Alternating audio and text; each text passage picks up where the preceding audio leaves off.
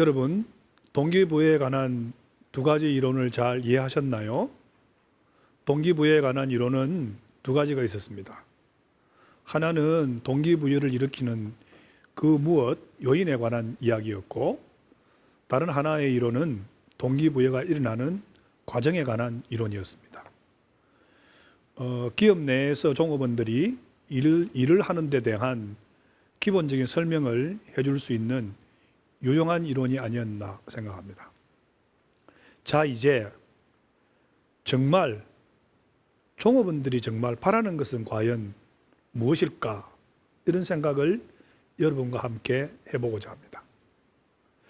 기업에서 종업원에게 제공할 수 있는 것은 우리가 모두 통틀어서 보상이라고 합니다. 보상은 과연 어떠한 것이 되어야 할까요? 여러분들이 동기부여에 관한 이론들을 들으시면서 어떤 생각을 하셨나요? 여러분들께서 아마 이런 생각을 하셨다면 동기부여에 관해 제대로 이해했다고 말씀드릴 수 있지 않을까 생각합니다. 여러분, 동기부여에 관한 많은 이론들은 일 자체에서 얻어지는 내적인 보상도 중요하고, 일의 결과로서 얻어지는 급여 인상이나 승진과 같은 외적인 보상도 굉장히 중요하다 하는 것을 설명하고 있습니다. 뿐만 아니라 요즘에 와서는 외적인 보상보다는 내적인 보상, 일 그 자체에서 얻어지는 보상이 훨씬 더 중요하다 하는 생각을 우리는 할 수가 있습니다. 내적인 보상 없이 외적인 보상만 주어진다면 요즘의 종업원들은 일에서 아마 만족감을 느끼기가 어려울 것입니다. 자신의 일에 대해서 어떤 의미나 가치를 느껴야만 종업원들이 기업에 머물고 종업원들이 동기부여 될 것이라고 생각합니다. 이 모든 것들은 일 자체에서 얻을 수 있는 것들을 높여가는 방법이 종업원들을 동기부여시키는 가장 중요한 방법이 아닐까 생각합니다.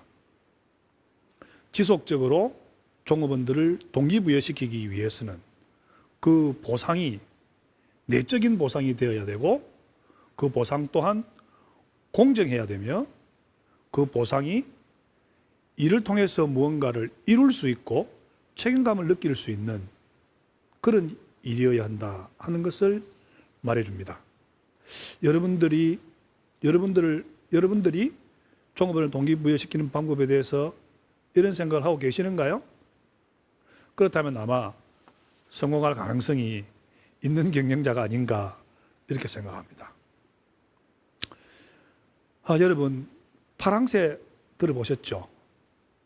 동화에 나오는 이야기이기도 합니다만, 파랑새를 찾으려고 아주 먼 길을 이렇게 돌아다니다가 결국은 파랑새가 없는 것으로 판단하고 집에 돌아와 보니 파랑새가 집에 있더라 하는 이런 내용의 동화라고 저는 기억을 합니다. 여러분, 한때는 여러분들도 직장인이었을 것이고, 아마 여러분은 지금 직장의 직장인이거나 혹은 직장의 동료들을, 직장의 종업원들을 가지고 있는 CEO가 아닌가 이렇게 생각이 되는데요. 종업원들은 끊임없이 이 직장보다도 나은 직장이 있지 않을까 이렇게 생각을 하고 있겠죠? 생각을 할 것입니다. 특히 최근에는 이와 같은 현대 사회에 있던 변화에 사실은 제대로 적응하지 못하고, 또 지금의 일에 흥미를 가지지 못하는, 또 그러나 미래에 아주 막연한 행복, 여기를 떠나면 뭔가 새로운 것이 있고 더 나은 것이 있을 것이다 라고 생각하는 이런 파랑새 증후군이 사실은 보편화된 그런 생각을 하는 사람들이 많은 그런 직장사회가 지금의 직장사회가 아닌가 이렇게 생각을 합니다. 이런 생각들은 생각으로만 존재하는 것이 아니라 사실 통계적으로도 잘 나와 있는데요.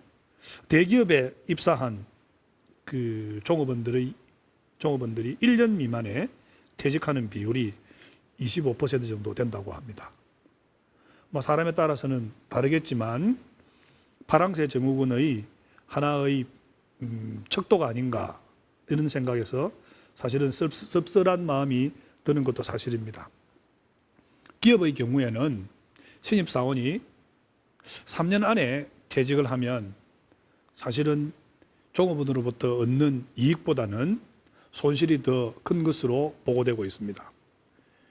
기업의 종업원들은 기업에 오래 머물수록 그 기업이 성장 가능성이 있고 그 기업이 더 건전한 것으로 생각이 됩니다.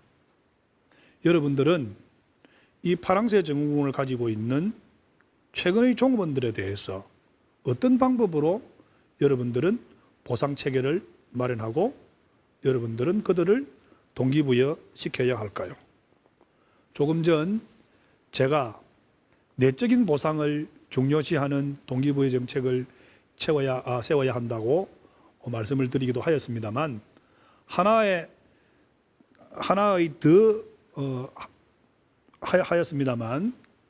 방법을 더 말씀드리면 이제는 그 보상의 방법도 카페테리아식 방법 그리고 일과 생활이 함께하는 일과 삶의 균형적인 방법으로 종업원들을 보상해야 되지 않을까 생각합니다.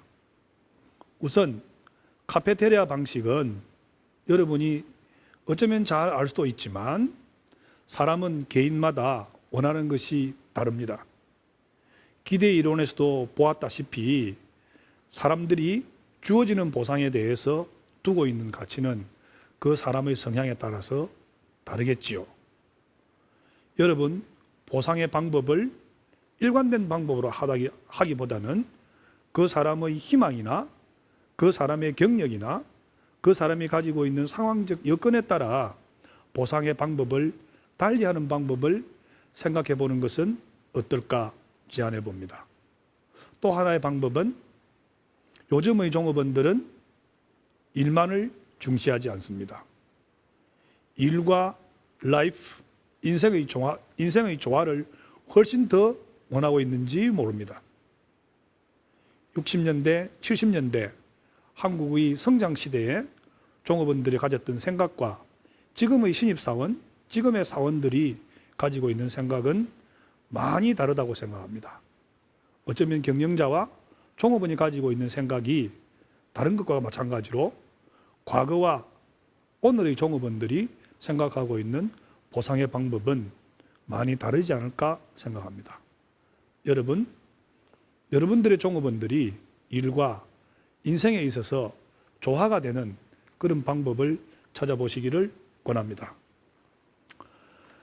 여러분, 부산대학교 링크 사업과 관련되어 부산대학교의 가족이 되신 부산대학교 가족기업 여러분들과 함께 경영학에 관한 기본적인 지식을 함께 이야기하는 시간을 가졌습니다.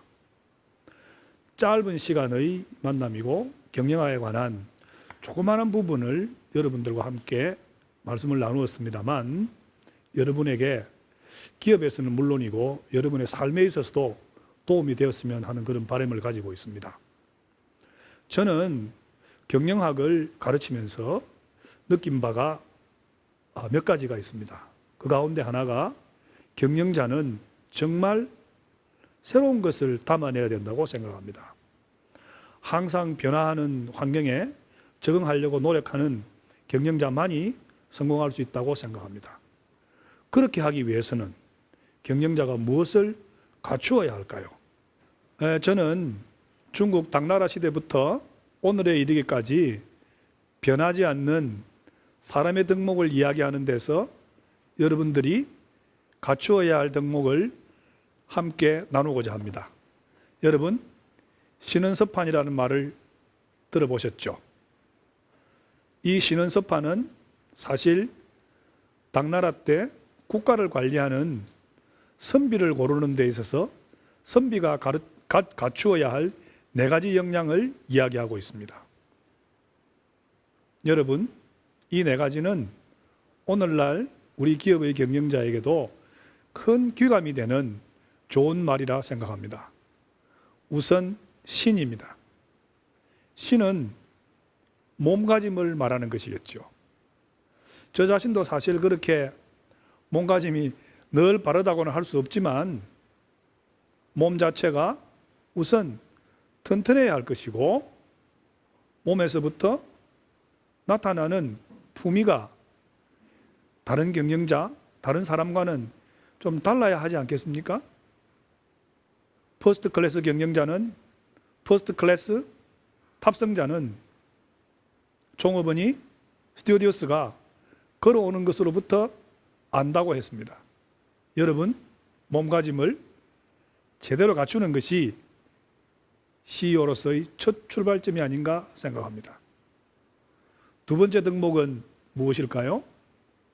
은입니다. 은은 여러분, 말하는 것입니다. 한마디 말로 마음을 아프게 할 수 있고 한마디 격려로 종업원들을 오래도록 기업에 머물도록 할 수 있습니다. 말은 칼과 같습니다. 그리고 말은 많은 사람들을 움직이게 합니다. 적절한 시간에 적절한 용어를 선택하고 적절한 말을 할 수 있는 능력이야말로 경영자가 갖추어야 할 큰 덕목 중에 하나라고 생각합니다. 그 다음은 글입니다. 서입니다. 자신의 이야기, 자신이 하고 싶은 것을 제대로 정리할 수 있는 능력, 그리고 그것을 남에게 설득할 수 있는 능력, 이런 것들이 서가 아닌가 생각합니다. 여러분, 글을 써보신 적이 있나요? 여러분들의 생각을 글로서 정리한 적이 있나요? 만약에 정리한 적이 없다면 최고의 CEO로 가는 길에 조금은 장애가 될 거라 생각합니다. 여러분, 글을 써보세요. 글을 쓰면 여러분들의 생각이 정리됩니다. 마지막은 무엇일까요? 판단력입니다. 그 판단은 여러 가지로 생각할 수 있겠지만 사리에 맞는 분별이 있는 생각을 말하는 것이겠죠. 이익이 보이면 반드시 이 이익이 우리에게 가져다 줄 피해가 무엇인가, 이익 뒤에 숨어 있는 잘못된 일은 무엇인가 하는 것을 생각해야만 한다는 것입니다. 여러분, 이 판은 오늘날에 와서 훨씬 더 중요한 가치가 되었습니다. 지금 4차 산업혁명 시대에 아무것도 숨길 수 없는 세상이 우리에게 다가오고 있습니다. 이익이 생길 때 그 이익 속에 있는 잘못된 것이 없도록 노력해야 여러분들은 성공의 길로 갈 수 있을 거라 생각합니다. 자, 여러분, 이것을 마지막으로 여러분과 함께한 4주간의 강의를 마치고자 합니다. 부산대학교와 인연을 맺으신 여러분들께서 크게 성공하셔서 부산대학교와 더불어 나날이 발전하시기를 바랍니다. 감사합니다.